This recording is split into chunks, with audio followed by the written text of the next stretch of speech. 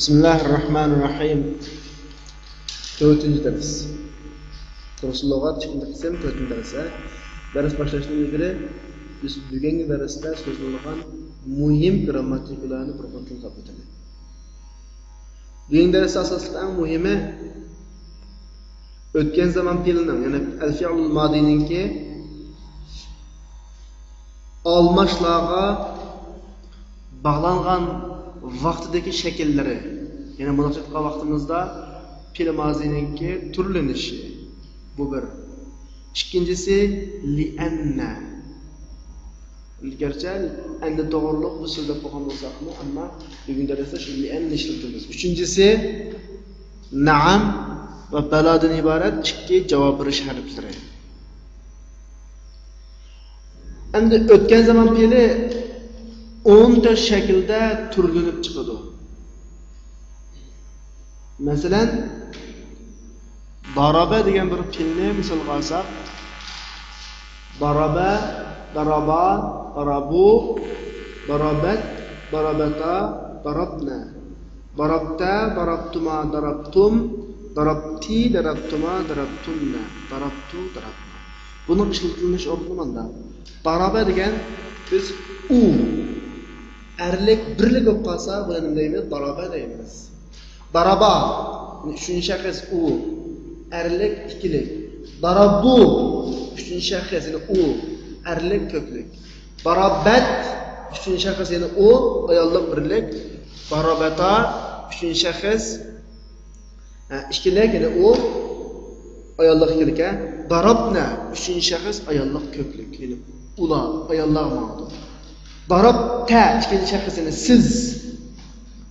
Darabtuma, sizler ikkinga. Darabtum, yani sizler. İkinci şahs köpük ha. Darabti, ikinci şahs ayollik birlik, yani siz. Ayol kishiga qaratilgan urdungiz degan ma'noda. Darabtuma, yani sizler ikkinga ayollarga ma'noda ha. Darabtunna, sizler ayollarga ma'noda. Darabtu, yani men urdum. Birinchi şahs birlik. Darabtuna, biz urdik. Birinchi shaxs nima ko'plik. Bugungi darsdagi eng asosli so'zlaydigan birinchi qoida fiillarniki nima shakli? Turilish shakli. Turilish shaklini bilib olsanglar bo'ladi. Ikkinchisi li'anna. Endi li'annaning shakllanishi biz oldingi darsda so'zlab o'tgan urf mushabbaha bil fiil va shu urf mushabbaha bil fiilningdagi ikkinchisi anna. Shu annaning oldiga üçün degandagi lamda birini ekelsak nima bo'ldi? Li'anna bo'ldi. Tarjima qilgan vaqtda chunki deb tarjima qilinmas. Bundan keyin kelgan jumlaning asosan qoidalari anna bilan o'xshash. Masalan, anna mubtada xabarining ustiga kirib, mubtadani zavar, xabarini tashkil shundami? Tarjimada shu mubtada xabarini nimaga aylantiradi? Masdariga aylantiradi. Annamu li'annamu tamamen o'xshash. Üçüncü qoida na'am va bala. Na'am va bala. Her ikkalasi javob berish harfi. Tarjimasi ha degan gap chiqadi. Ammo ishlatiladigan o'rin o'xshamaydi. Bir odam bizdan bulishliq shaklda savol sorsa, kitobni o'qib bo'ldingmi? Tamoq yeb bo'ldingmi? Bozorga bordingmi? Baramsa degandek bulishliq shaklda savol sorsa, buni biz ha deb javob bermoqchi bo'lsak, nima ishlatamiz? Na'am ishlatamiz. Agar bulusiz shaklda savol so'rdi, biz bunga ha deb javob bermoqchi bo'lsak, nima ishlatamiz? Bala. Masalan, bozorga borgamsizmi? Tamoq yemamsizmi? Uxlamamsizmi desa, biz uxlayman demoqchi bo'lsak, nima deymiz? Bala ishlatamiz. Mush nuqtalarni to'g'ri tushunib olsanglar, bugungi darsning grammatikasi oxirlashgan bo'ldi.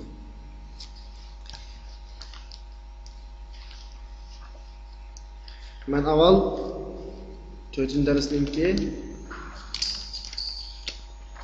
yangi so'zliklarni o'qib bir tarjima qilib beray.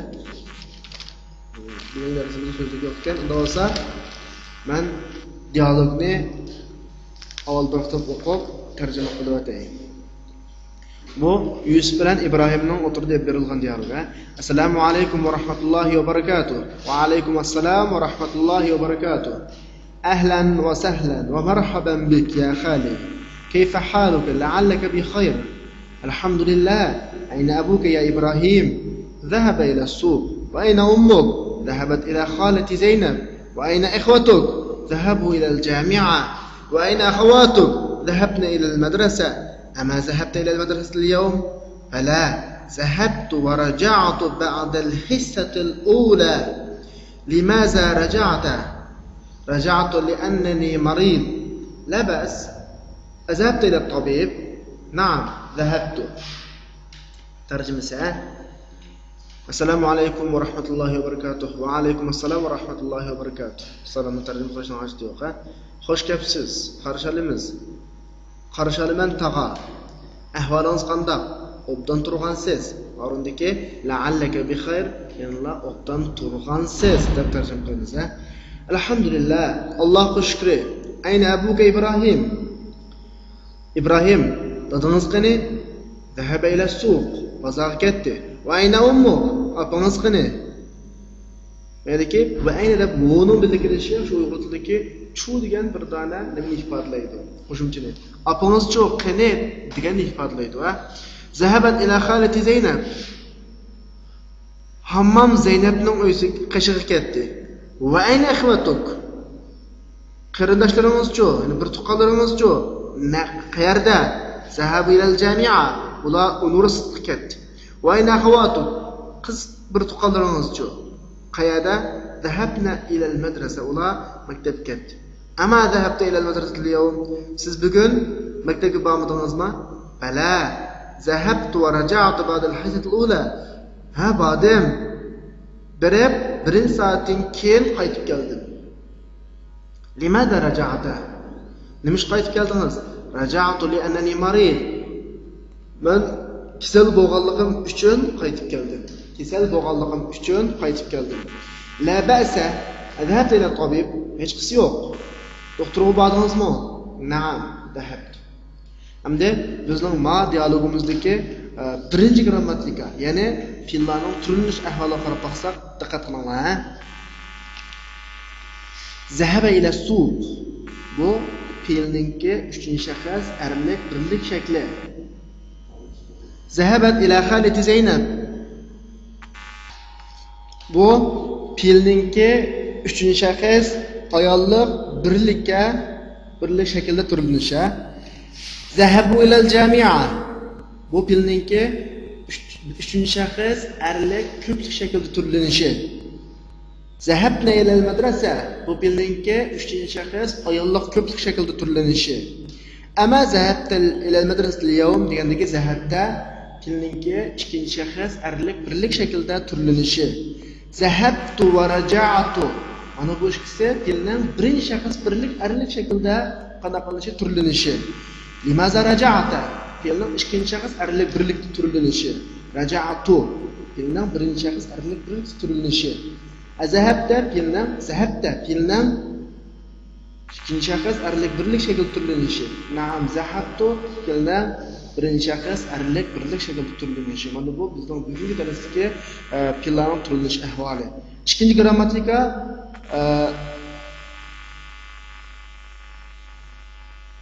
li'anna darsimizda umuman приятным li'anna raja'tu li'annani marid degan jumlalar qarab boqadigan bo'lsak majmunning aslisi ana marid ana mubtada marid nima xabar li'anna mubtada xabarning ustiga kirib annani deki ya anadan o'zgargan ya uning ismisi bo'ldi marid xabari bo'ldi ikkisi birlashtirib masdar shaklda ya'ni bir ismga aylantirib o'tdi shu tarjima vaqtimizda men kasal bo'lganligim uchun qaytib keldim deb tarjima qilamiz jumla shaklida emas balki masdar shaklida tarjima qilamiz bu ikkinchi qoida uchinchi qoida na'am bilan balaning ishlatilishi masalan ama zahabta ila al-madrasa al-yawm degan jumlaga qarasak bugun maktabga bormidingizmi bulishli shaklda savol so'rayotdi buningga bordim degan bulishli shaklda javob berish uchun biz nima ishlatdik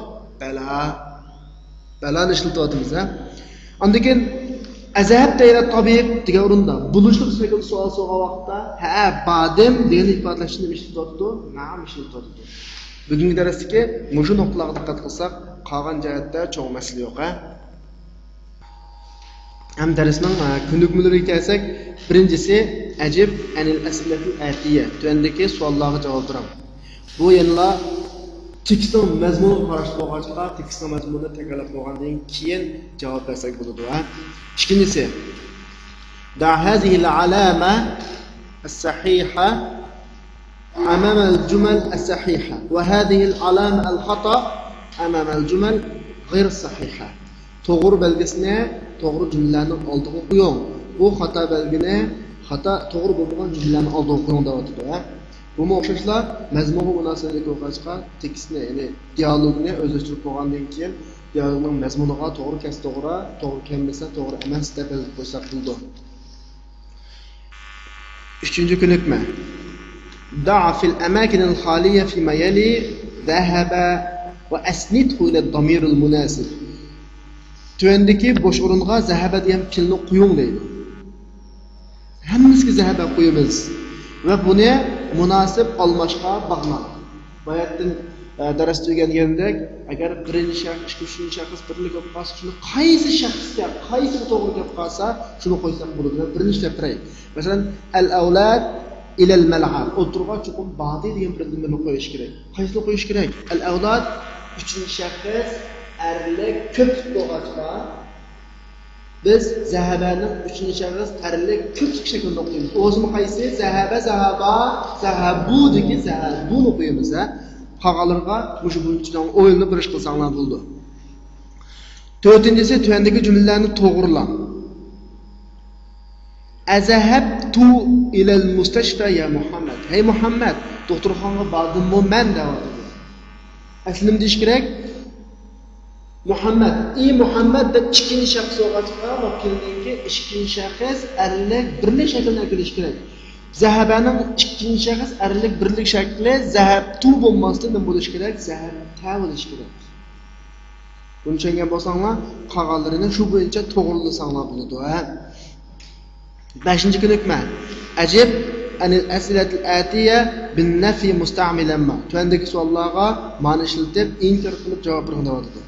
Azahabta ilal madrasati ams. Tunugun maktabga bordingizmi? Hamda biz ma'ni ishlatib, bormadim deb javob berishimiz kerak. Ma qanday vaqt ishlatamiz desak, odatda normal tilni olib ma'ni shunday qilib qo'ysaqlar bo'lishmaydi. Masalan, tunugun maktabga bormadim deyishimiz kerak. Bormadim deyish uchun bordim degan nima? Zahabtu. Shuncha qiz birlik erliklarni o'shni bordim degandan oldin ma'ni qo'ymasaklar, bormadim degan shekilda oldu. Ma zahabtu ila al-madrasati amsi desak bo'ldi. Qolganlarni o'qishlar ma'ni qo'ymasak bo'ldi. 6-chi ko'nikma. Tuandikilarni o'yinib boqing deyapti. Men bayatdim degandek, li'anna o'xshashlar innining turdoshlarining qatoridan inna xuddi huwa humahum ya humahumna anta antuma antum anti antuma antunna ana nahnu oldin kirsa mas holda innahu innahuma innahum innaha innahuma innahunna innaka innakuma innakum innaki innakuma innakunna innani innana o'zgargandek li'annahu shu o'zgardi, shu holat o'zgardi. Masalan, لأنه لأنهما لأنهم لأنها لأنهما لأنهن لأنك لأنكما لأنكم لأنك لأنكم لأنكم ما عمومه kişilik almışlarga لأن xususda almışlar masqadan da o'zgaradi. Masalan, şu birinci misali raja'a Hamid min al-madrasa li'annahuma huwa al-adl o'zgardi li'annahu o'zgardi. Bu nuqtani sizlarga aytaman. Am tuandagi misolni o'qib 7-chi iqroil misal summa ajib an al-as'ila al-atila bi na'am aw la. Tuandagi misolni o'qib savollarga na'am yoki balo bilan javob beradi. Qanday kes na'am, qanday kes balo bo'ldi? Biz bayatdan so'zlagan, ya'ni bulishliq savol so'rasa na'am bilan javob beramiz. Agar bulush savol so'rasa nima bilan javob beramiz? Balo bilan javob beramiz. Masalan, azahabta ilal madrasati amsi, tunugun maktabga bordingizmi? Buni men ha demoqchi bo'lsam, nima deyman? Na'am, zahabtu deyman. Ama zahabta ilal madrasati ams tunugun maktabga bormadingizmi demoqchi bo'lsam, men ha demoqchi bo'lsam, yana balo deyman. Na'am bilan balo halish qilsa, ha qildim ifodalaydi. Ammo bu ikkisiga qaratilgan savol o'xshamaydi. Bulishliq savol kelsa na'am bilan javob beramiz. Bulishliq savol kelsa nima bilan javob beramiz? Balo bilan javob beramiz. Qolganlarini qarab biqib, mos qadamda javob bersak bo'ladi, ha?